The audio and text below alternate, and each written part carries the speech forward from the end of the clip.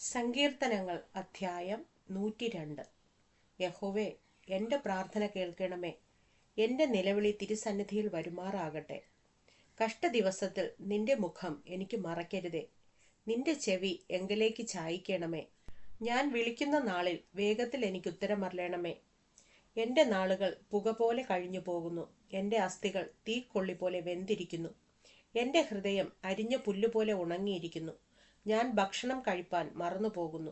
എൻ്റെ ഞരക്കത്തിൻ്റെ ഒച്ച നിമിത്തം എൻ്റെ അസ്ഥികൾ മാംസത്തോട് പറ്റുന്നു. ഞാൻ മരുഭൂമിയിലെ വേഴാമ്പൽ പോലെ ആകുന്നു, ശൂന്യസ്ഥലത്തെ മൂങ്ങ പോലെ തന്നെ. ഞാൻ ഉറക്കിളച്ചിരിക്കുന്നു, വീട്ടിൻ മുകളിൽ തനിച്ചിരിക്കുന്ന കുരുകിൽ പോലെ ആകുന്നു.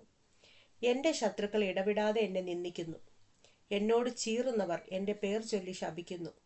ഞാൻ അപ്പം പോലെ ചാരം തിന്നുന്നു, എൻ്റെ പാനീയത്തിൽ കണ്ണുനീർ കലക്കുന്നു.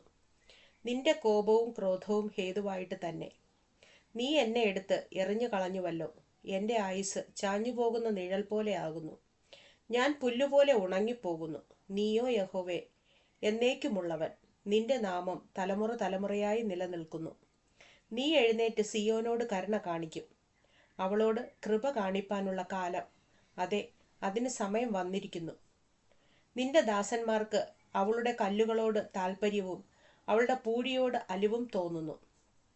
യഹോവ സിയോനെ പണിയുകയും തൻ്റെ മഹത്വത്തിൽ പ്രത്യക്ഷനാകുകയും അവൻ അഗതികളുടെ പ്രാർത്ഥന കടാക്ഷിക്കുകയും അവരുടെ പ്രാർത്ഥന നിരസിക്കാതെ ഇരിക്കുകയും ചെയ്തതുകൊണ്ട് ജാതികൾ യഹോവയുടെ നാമത്തെയും ഭൂമിയിലെ സകല രാജാക്കന്മാരും നിന്റെ മഹത്വത്തെയും ഭയപ്പെടും.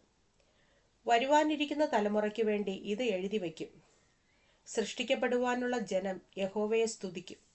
യഹോവയെ സേവിപ്പാൻ ജാതികളും രാജ്യങ്ങളും കൂടി വന്നപ്പോൾ സിയോനിൽ യഹോവയുടെ നാമത്തെയും യെരൂശലേമിൽ അവന്റെ സ്തുതിയെയും പ്രസ്താവിക്കേണ്ടതിന് ബദ്ധന്മാരുടെ ഞരക്കം കേൾപ്പാനും മരണത്തിന് നിയമിക്കപ്പെട്ടവരെ വിടുവിപ്പാനും യഹോവ തന്റെ വിശുദ്ധമായ ഉയരത്തിൽ നിന്ന് നോക്കി സ്വർഗത്തിൽ നിന്ന് ഭൂമിയെ തൃക്കൻ പാർത്തുവല്ലോ.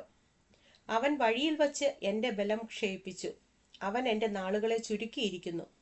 എൻ്റെ ദൈവമേ, ആയുസിൻ്റെ മധ്യത്തിൽ എന്നെ എടുത്തു കളയരുതേ എന്ന് ഞാൻ പറഞ്ഞു. നിന്റെ സംവത്സരങ്ങൾ തലമുറ തലമുറയായി ഇരിക്കുന്നു.